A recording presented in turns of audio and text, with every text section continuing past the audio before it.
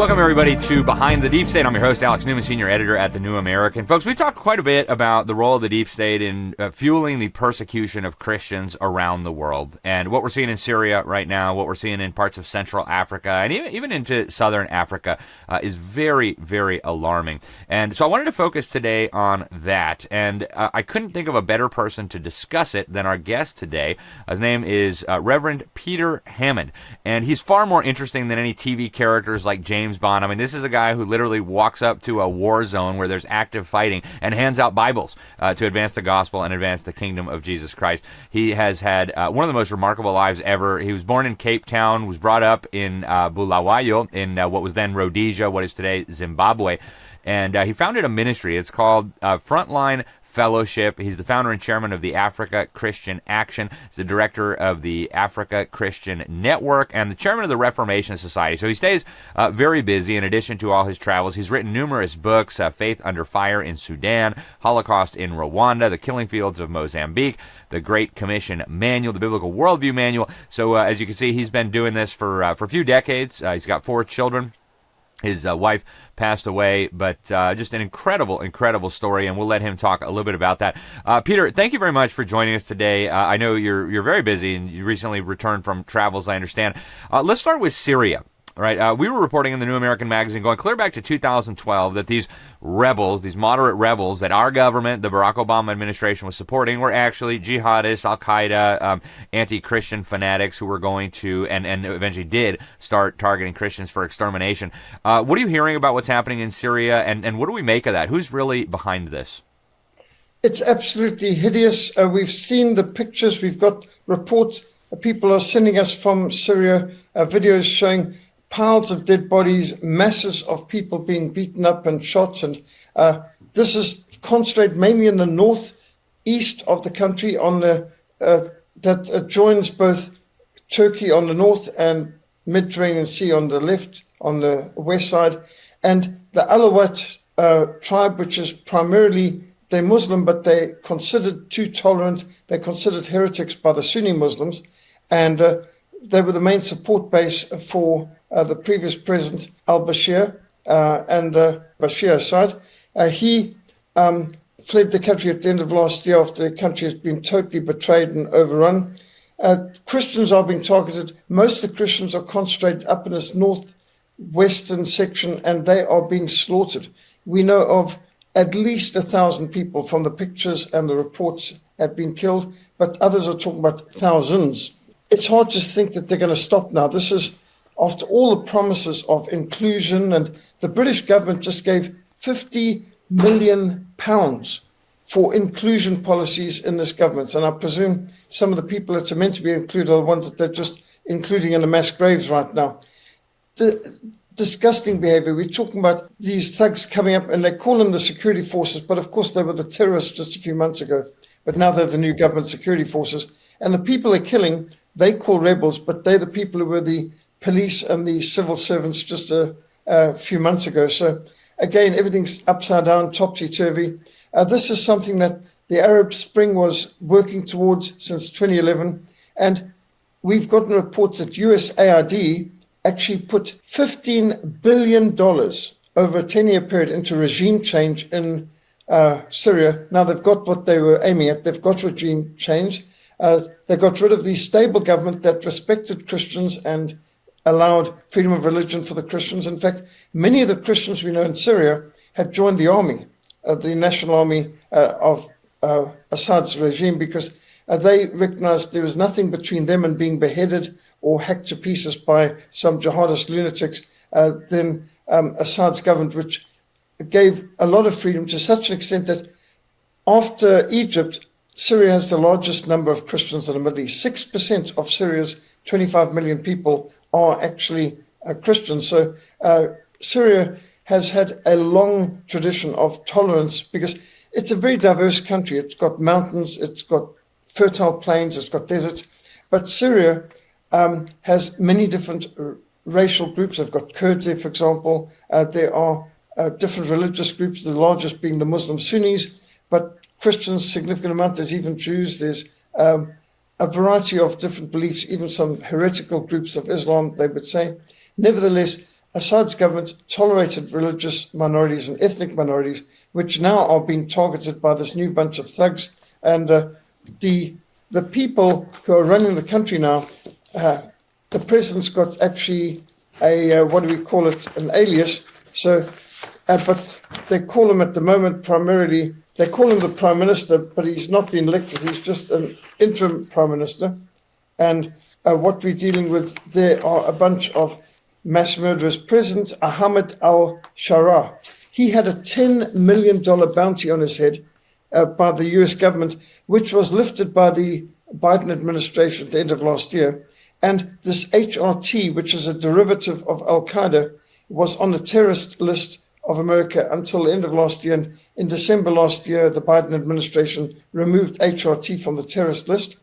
They just got millions, something like 50 million euro from Germany. German Foreign Affairs Minister gave them that. The British Foreign Affairs Minister just gave them 50 million pounds for inclusion. So, yes, these are the kind of people that the deep state has been funding these scum, and now they're in power. And surprise, surprise, the liberators are worse than the oppressor that they had to remove. We've seen this played out how many times? Like the Shah of Iran is bad. Let's betray him, overthrow him, and then bring in the Ayatollah Khomeini. Much better, right? And then Ian Smith was a bit totalitarian, a bit authoritarian. He is, of course, trying to protect our country, Rhodesia, against communist terrorist insurgents. And the US government made a deep high priority. Jimmy Carter, of course, Kissinger, they betrayed Rhodesia. We were never beaten by our enemies. We were betrayed by our friends. And you could see that the massacres, the disaster, the catastrophes that followed these regime changes, you sort of wonder when someone's going to learn. I was told by the freedom fighter of UNITA in Angola, Jonas Savimbi, it is better to be America's enemy than America's friend. If you're America's enemy, you will probably be bought. But if you're America's friend, you will certainly be sold. And you've heard the others saying that it's dangerous to be America's enemy, but it's fatal to be America's friend. And here you've got one of the most stable, prosperous, productive countries in the Middle East that's been destabilized by 14 outside governments. And by the way, inside Syria, the different terrorists fighting in what they call a civil war, 20,000 foreigners fighting there. You've got Saudi Arabians, you've got Americans, you've got people born in Britain, you've got people from Canada and Australia. It's like a who's who of the world coming in there, and they call this a civil war, but it's foreign jihadists who came in, funded by USAID, the CIA, and the State Department. And this ISIS, as you know, was really an American creation. And even Biden, when he was vice president, admitted, yes, we did start ISIS, but it was to overthrow Assad's government in Syria, so it's for good cause. Yes, they've gotten a little carried away. I'd say they chopped off the heads of 21 Egyptian Christians, and who knows how many other people they've burned alive. A whole lot of people have drowned. They've done most creative forms of mass murder, including filming it while doing it. So these are real thugs. And I just find it tragic that yet again another stable country betrayed, and the same fingerprints, the usual suspects. Here they've destroyed another stable country in the world. And I'm so sorry that Russia was distracted with Ukraine, because I think Russia would have done something more to intervene and help their country, as they did before. At one point, when Assad's government was about to fall in Syria, the Russians came in and turned the tide, and then they went back. And of course, the Ukraine conflict has distracted them since. But it would be so nice if Spetsnaz could get in and take these thugs who are right now killing unarmed, disarmed people who are completely vulnerable. I think they would be running and hiding in holes if they faced real soldiers. Wow, amazing, Peter.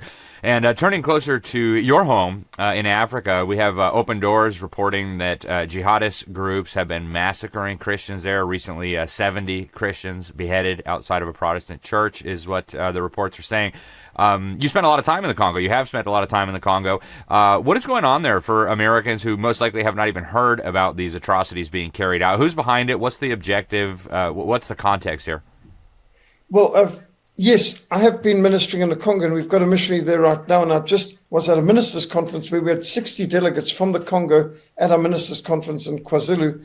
So I've got some very up-to-date information. An Islamic jihadist terrorist group in the Congo is reputed to have beheaded these 70 Christians. And It's hideous, but it's not unusual. There have been thousands of Christians murdered in the Congo over the years, and there have been millions of people slaughtered in this ongoing crisis. And I don't know if you'd be surprised to hear that I would say the problems began with President Eisenhower.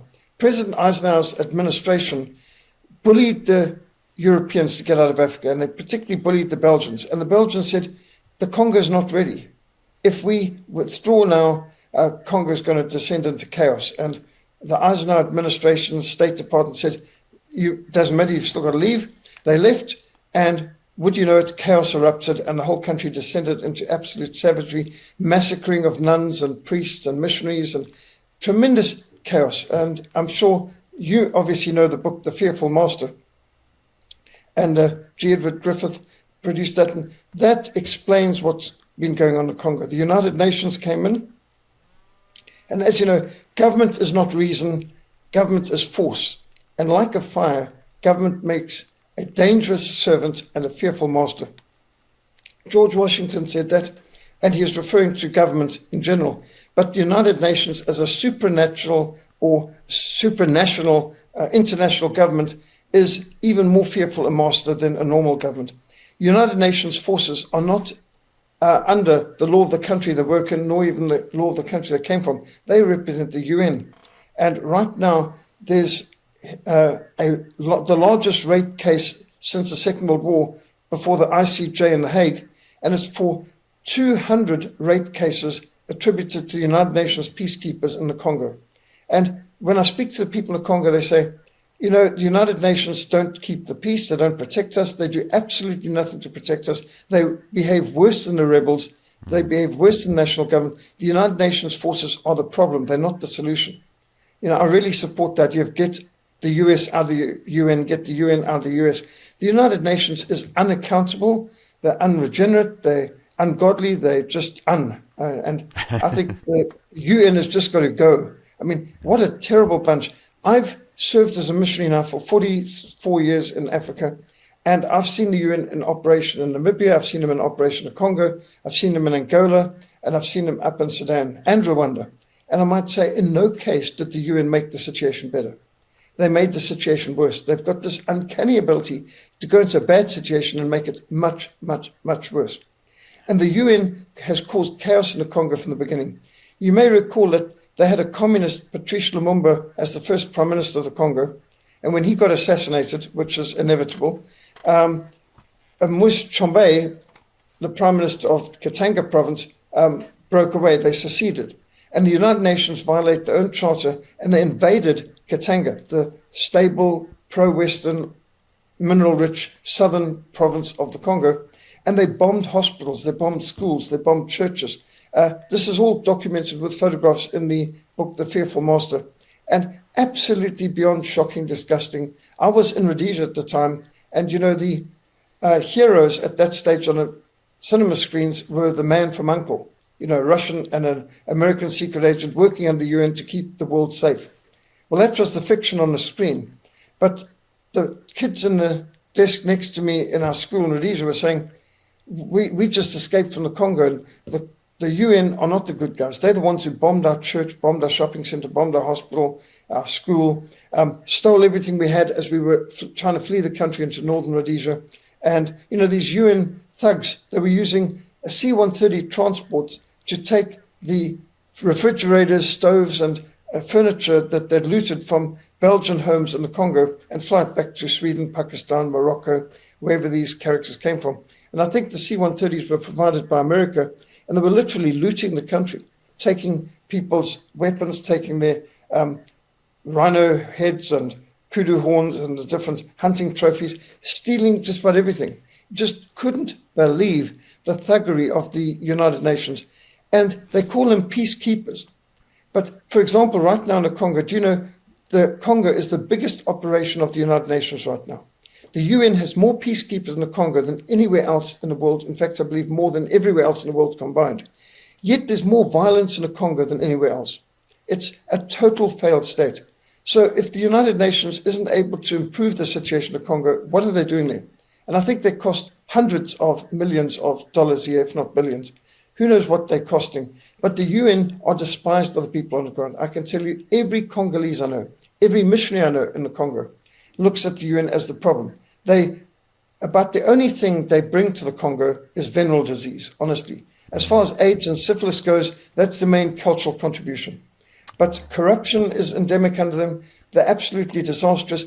If the viewers knew what the United Nations got up to, no one would want anything to do with them. I look forward to the day when the United States can pull out of the United Nations, because they are a sick, debauched, globalist bunch, and they just have no respect for life or property, and they're anti-Christian. My friends in Sudan said, it's not that the United Nations are against religion. They're just against Christianity.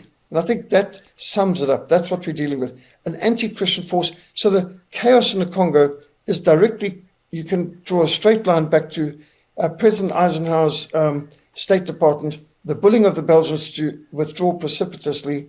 And since then, there's been sacrificing of human beings like missionaries, as they were doing in Stanleyville, what now is Kisangani. We have a missionary in Kisangani now, but when it was still called Stanleyville in 1964, the Simbas came and they captured hundreds of missionaries, thousands of white, and every day they were sacrificing them in front of an altar to Patrice Lumumba, who was the first prime minister. And, you know, the Soviets set up their own terrorist training school up in Moscow called the Patrice Lumumba University. And I know terrorists who were trained at the Patrice Lumumba University. So this is the kind of thuggery that's been going on, and this goes back a long way. Yeah, it's terrible. Now, all over Africa, we have had an organization in the United States called USAID running around, handing out money, working with various groups. And it's starting to come out now that a lot of that funding was going to Islamist groups, jihadists, in some cases actual terrorist organizations that were persecuting Christians. You've been all over Africa. You continue to go all over Africa. I know you run into them, and there are people frequently, a lot of people say it's a front for the CIA. What have you observed with USAID over the decades in terms of what they're doing in Africa? Well, again, I think the main cultural contribution is syphilis and HIV. These people are high into immorality, and they buy up the local people. They've got no shortage of money. They throw money around like it's water. And there's a lot of prostitution that they invest in. But the local people are debauched from it, and you can see they leave behind a lot of medical problems. What a sick bunch. But they are funding every kind of leftist debauchery. CRT and LGBTQ plus perversion in Uganda and so on. Under Obama, I recall back in 2013 that the USAID put $11 million into training homosexual activists for the 54 countries in Africa. And when we've had race riots in South Africa, the USAID has been funding it. They're funding groups like the Everything for Free Party. I think they're called the Economic Freedom Fighters. EFF, yes. we call the EFF the Everything for Free Party. They've been funding these thugs, these Black Land First people out in Hermanus, race riots. The Roads Must Fall, where they started to topple statues of the founder of University of Cape Town and burning, destroying beautiful oil on canvas, original artworks. So USAID has been investing in destabilizing Africa. And yes, Muslim jihadist terrorist groups get funding too. It's not just the Taliban getting irrigation systems for their opium in Afghanistan. They've been helping Boko Haram in Nigeria, who've been burning churches and kidnapping schoolgirls and murdering people. Do you know, just in a 5-year period from 2010 to 2015, Boko Haram attacked 1,000 churches in northern Nigeria. They killed 17,000 Christians in just a 5-year period, and they got funds from the USAID. I don't think there's any evil on the continent, if not the planet, that USAID hasn't contributed to. It looks, whether it's diversity concert this, or whether it's transsexual that, or some kind of castration, mastectomies, mutilation of kids. These people are involved in funding everything base. I'm so grateful that Elon Musk's exposed all of this and that President Trump is closing these people down, because they have caused chaos. I know that they had a key role in funding destabilization of Rhodesia, my home country that I grew up in, destabilizing South Africa, helping the terrorist groups that were attacking Southwest Africa. They have undermined so many stable governments in Africa. And we continue to experience the end results. For example, in Cape Town, about 2 weeks ago, they had a gay pride march, which I know although USAID is closed down now, they funded it. They funded it all these years, and it's done on a citywide level. There's no real support for this within Cape Town. This is imported funds. I expect things to improve soon because all these leftist causes are going to find themselves without sponsorship. Without looting the US taxpayer, I don't think they've got enough support on the ground to fund a lot of their marches, protests, actions, cultural desecration, destroying of monuments and so on. It seems that USAID are doing what the old KGB used to do, which is active measures, revolutions, destabilizing countries. I've heard that USAID helped fund 8 toppling of governments. Well, I'm sure that would include Syria, that would include Tunisia, that would include Egypt, the whole Arab Spring. They've obviously gone a lot into toppling governments, stable governments, and then replacing them with the most unstable thugs. I don't know whose cause this serves, but maybe the globalists like a lot of destabilized countries, because most people would want to stay in their home, stay where their parents and grandparents lived, and they wouldn't want to be fleeing to America. But I think destabilizing these countries helps create a massive tidal wave of a human tsunami of refugees fleeing into Europe. Maybe that'll turn Europe into Arabia. They maybe had in mind to turn America into Ameristan. So I'm not sure what their full goals are, but obviously it's in the globalist outlook, and they hate nationalism, they hate Christianity, they hate the stability we've had. I was brought up in a paradise in Rhodesia. I never thought that I'd even travel to America. I mean, I'd no more thought of traveling to America or Europe than I would have thought of going to the moon. And, we were stable. We were living in an ideal environment. But the destabilization of these countries, it's created, I think, what the globalists want. They want some kind of big mix. They don't like countries that were self-sufficient in food, exporting food like Rhodesia was. So much better when all 5,000 commercial farms owned by whites could be confiscated, and the country could be a basket case, and the people could be starving, and they can have such inflation. I've got $100 trillion note from Zimbabwe, and it can't buy a half a loaf of bread. So, maybe this kind of out of control inflation suits their purposes. But if people want to see what the New World Order looks like, they just have to look at the failed states in Africa where, like the Congo, the government cannot provide you with usable roads. They can't provide electricity or plumbing. You've got to bring your own generator, bring your own infrastructure, bring your own water purification system.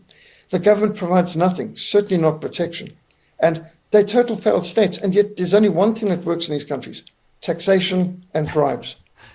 You can't go 5 kilometers without going through 5 roadblocks. And each one has some bribe-hungry policeman or soldier or other official. They maybe not even have uniforms. And they're trying to get money out of you, but what do they do for the citizens? They do nothing for the visitors to the country except harass them. And this is all over Africa. And you've got to think this has got to be deliberate, because as Jonas Savimbi once said very wisely, he said, if you make a mistake, we're all human. Everyone makes a mistake. You make the same mistake twice, you're stupid. You make the same mistake 3, 4, 15 times, you have a hidden agenda. I think you've got to say that about the deep state and the governments, and not just the Biden administration, the Obama administration, the Clinton administration, but Jimmy Carter, who's got to have been one of the worst meddlers ever. And I'm amazed at how he's suddenly evolving into some kind of saint. Does America have a pantheon of gods that when a president dies, he suddenly becomes deified? It's bizarre. How can people be praising Jimmy Carter? He betrayed 13 countries into communism, plus Iran being betrayed into the hands of the Ayatollahs, and we haven't seen the end of that one yet. So I'm quite horrified at how American people, who are doubtless mostly decent people, have had their taxes stolen and misappropriated to fund anti-Christian, anti-American, hideous activities, perversions all over the world. And the sooner that ends, the better. But I would say closing down USAID is a good move. But how about closing down the United Nations while you're about it? Yeah, and we do have a bill now in both houses of Congress to get that done. It's called the Defund Act, introduced in the Senate by Senator Mike Lee and introduced in the House by Congressman Chip Roy of Texas. Peter, we're down to just 3 minutes left. There's so much more I wanted to ask you about. We're going to have to get you back on to talk about what's going on with South Africa. Of course, you are there, and big executive orders from Trump calling out the ANC. Incredible things happening. But I do want to spend our last few minutes here today talking about what people ought to be doing. Peter, what do you think would be wise for Americans to do, considering the things that we've just talked about, the out-of-control U.S. government deliberately fueling the persecution of Christians from Syria to Africa to everywhere? Well, I certainly reject globalism. They're our biggest enemy. And centralization is unhealthy. Decentralization is better. The most efficient states are the most decentralized states. I'm thinking now Switzerland. And the worst states are the most centralized states. I think Red China, just for example. And most states today are too centralized. We need more decentralization. In fact, I'm part of a movement for Cape independence. We're trying to get the province of the Western Cape to break away as a new country, as the Cape of Good Hope. We see decentralization as the only hope. And I would also say government isn't the solution. Government is the problem. So less government, more personal responsibility for sure. And I also think that the new policy of America of get out of the wars is much better. I don't think the solution is to send in the Marines. I believe the best thing you can do is send in the missionaries. We must evangelize our enemies. I believe more missionaries will do more good to stabilize the situation than sending in military adventurism. So, bring the troops back, stop having drone attacks and bombing and cruise missiles going into other countries. That does not help anyone. I'm convinced that's what helped destabilize Syria. I was quite horrified to travel around America and find some people saying, don't you agree we should bomb Syria? Now, this is back in the Obama days. And these were conservative, patriotic American Christians saying to me, don't you agree we should bomb Syria? And it's like, no. Can you find Syria on the map? But that's what Obama's saying. Why would you think that what he's suggesting is a good idea? Why would you get on board with this leftist agenda? Now, our mission has been evangelizing communist terrorists, Muslim jihadists. We've gone into countries like communist Mozambique and communist Angola and worked to undermine them from within. They coming to us with hate, we must go to them with Christian love. They coming to us with bombs and landmines and limpet mines, rocket launchers, we can go to them with Bibles. We can undermine and destabilize the communist regimes in the country by winning our enemies to Christ. Just think of how David was a hero. He was a conqueror. David killed Goliath. That's a great achievement. But Jesus is more than a conqueror. He turned Saul, the persecutor of the church, into Paul, the apostle, the missionary, the evangelist of the church. And I've won communist, terrorist, jihadists to Christ, and I believe missionaries will do far more good and not antagonize people. If Americans could get behind supporting missionaries into the Middle East and into the Congo, they will achieve more stability in the long term. Do you know, the least amount of missionaries in the world are in a 10-40 window. That's between the 10th and 40th degree latitude, Northern Hemisphere. North Africa, the Middle East, South Central Asia. That's where you get the least missionaries in the world. And that's where most of the people are. And that's where we've got the least amount of missionaries and Christians. You've got the most violence, terrorism, highest human suffering index, lowest freedom index. So evidently, where the church has been doing the least work, you've got the most problems. Yeah. So I think that is part of the solution, evangelism and intercession. Yeah, and you've been doing that heroically, I think, for a long time, Peter. People can find you at frontlinemissionsa.org, frontlinemissionsa.org. Peter Hammond, thank you very much for joining us today. Thank you for sharing your insights. I hope we can talk to you again very soon. Thank you, and may God bless and protect America. Hey, thank you so much, Peter. All right, folks, that's all we have time for today. I'm Alex Newman. This is Behind the Deep State. Check us out at thenewamerican.com. Until next time, God bless you all. If Americans want to remain a free and sovereign nation, more people need to understand the principles and values that built this great nation. At the John Birch Society, we have the organization, the plan, and the resources to do just that. Our founder, Robert Welch, said, "Education is our total strategy and truth our only weapon." Go to jbs.org to learn more, including how you can get involved to work locally and impact nationally. Join the John Birch Society today.